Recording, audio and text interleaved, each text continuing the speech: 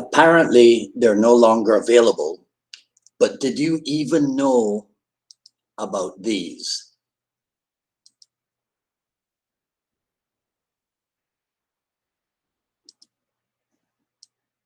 And actually, let me try to put both of them up. Let's see.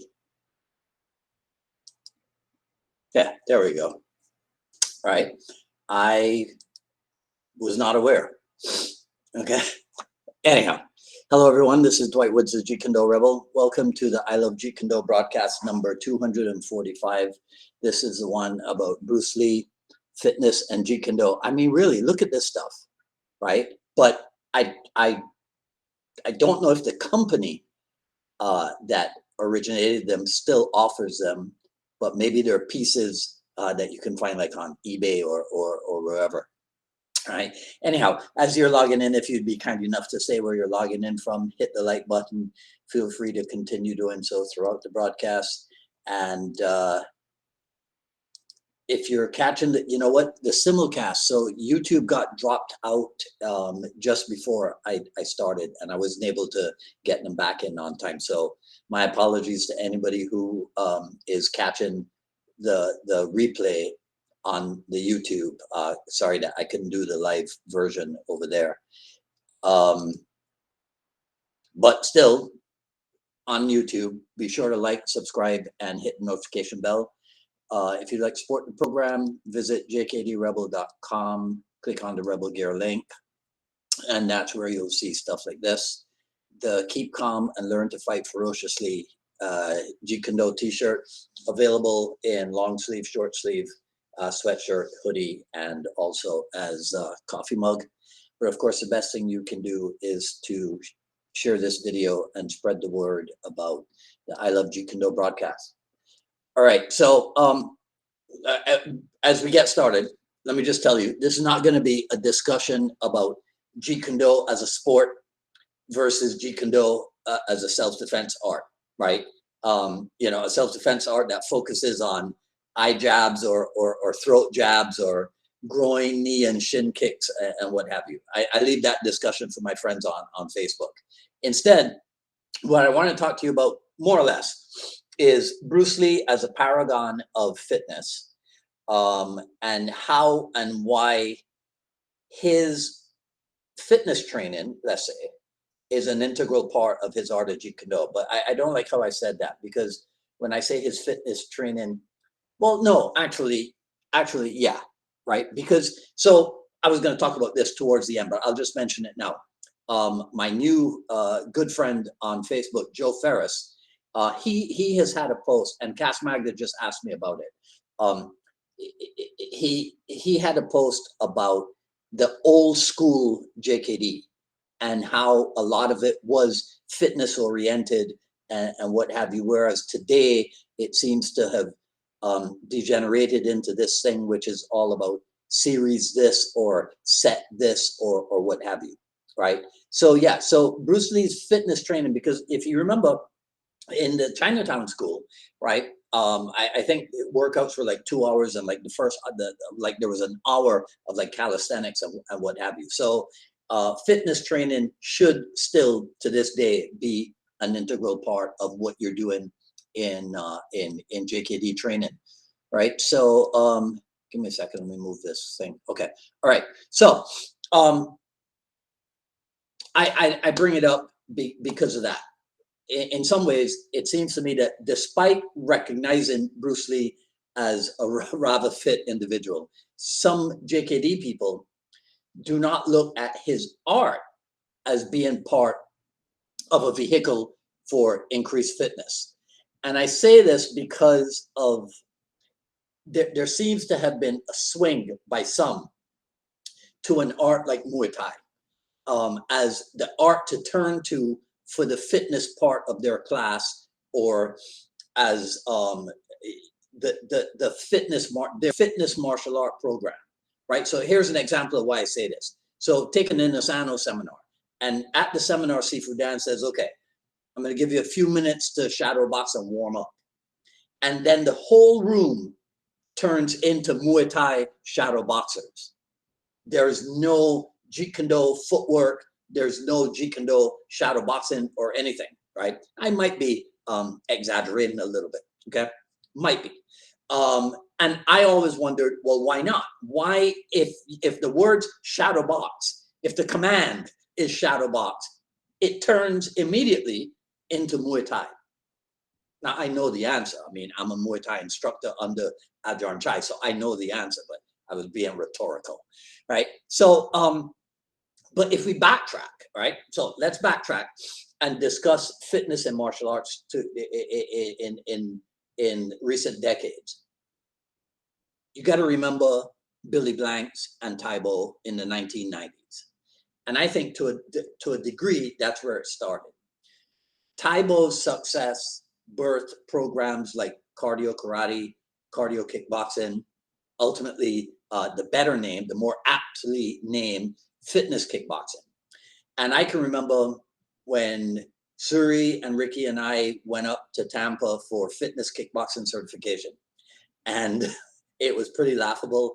The karate and taekwondo people, they were having the hardest time being able to do their techniques to a beat, to a music beat, right? But as JKD people who had always trained with music and who fortunately had trained in boxing and Muay Thai, there wasn't that much of a problem for us. Now, fast forward many years later, and fitness kickboxing is still an integral part of my academy's class schedule, right? We're now a licensee of the I Love Kickboxing program. And in the class format, I use techniques from Muay Thai. I use techniques from Boxe Française, but I also use techniques from what I call Jun Fan kickboxing, or what can also be called JKD kickboxing, right? And to give credit where it's due, do I have it here? I have the old one, right? To give credit where it's due, this book, right? Tim Tackett and Chris Kent, the Jeet Kune Do kickboxing. I got a lot of inspiration and information out of that book to put into my fitness kickboxing classes, right? So, and in one way, here's what you do. Here's how you did it, right? There's a certain heaviness to Muay Thai, right? That causes a lot of huffing and puffing as you train, right? And I think my internet just changed and I froze. Stand by.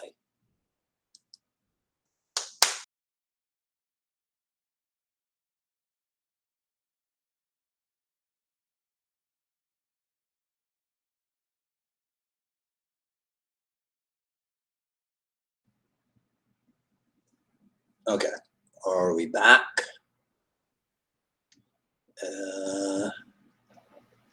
I think so, right? Are we? Well, I shall trot on.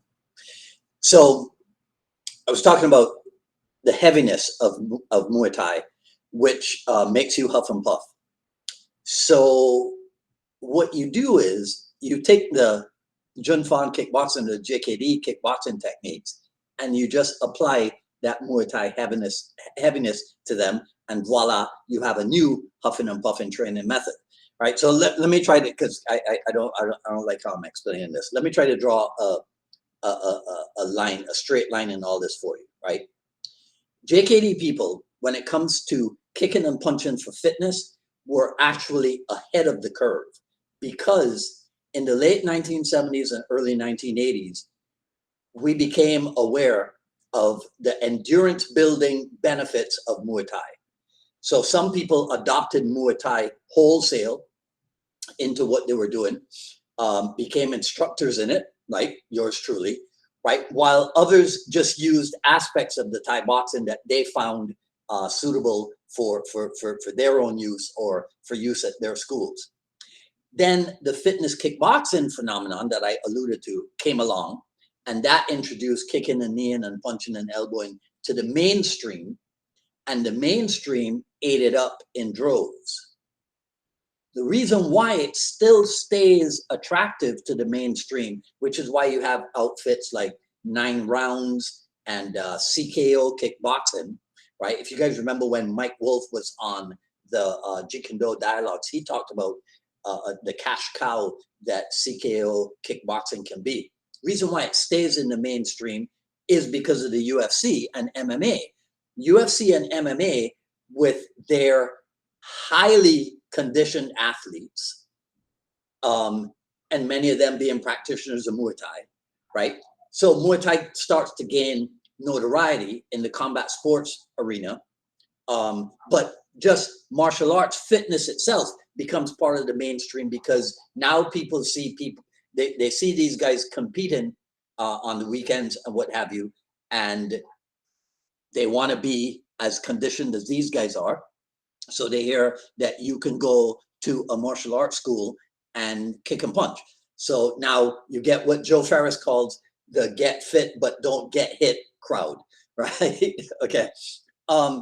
So it's because so martial art as a workout, that changes somewhat because of the MMA aspect, even for people who don't want to compete.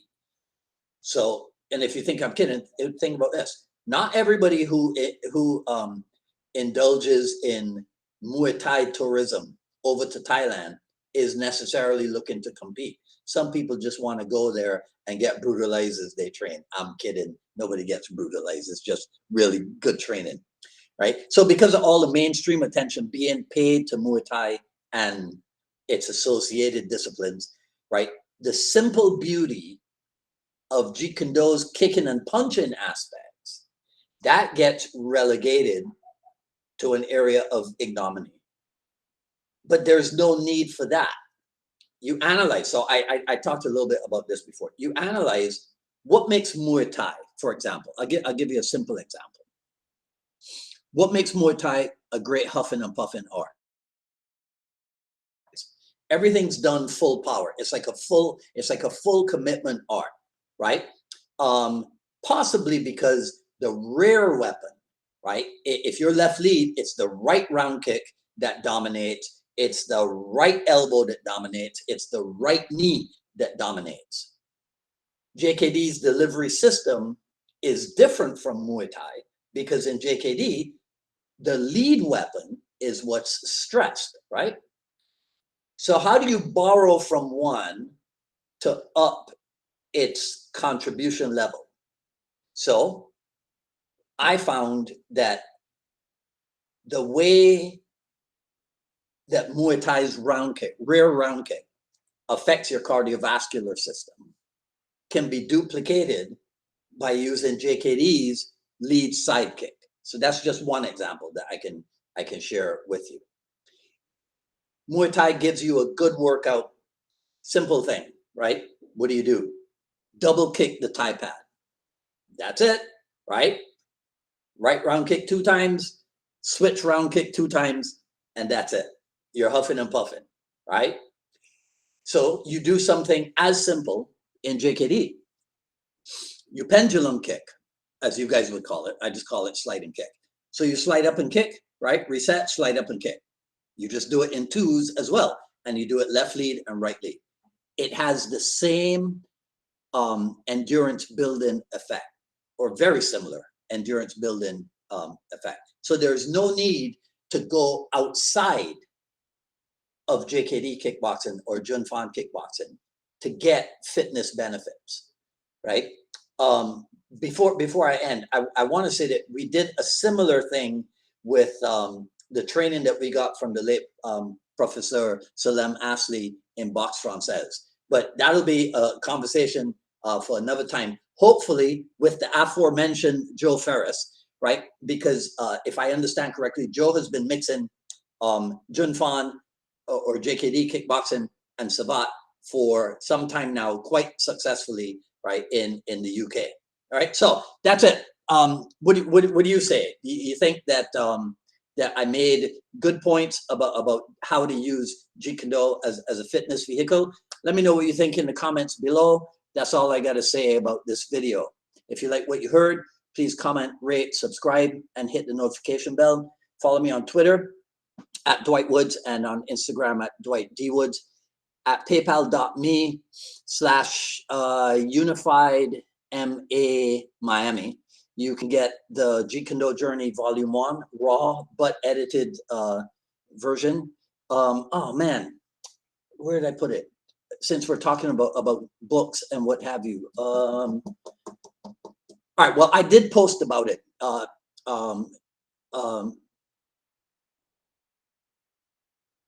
What's Mr. Bishop's first? Oh, this is so embarrassing. I just forgot Mr. Bishop's first name. Anyhow, I'll rectify it, right? But when you I did a post about it.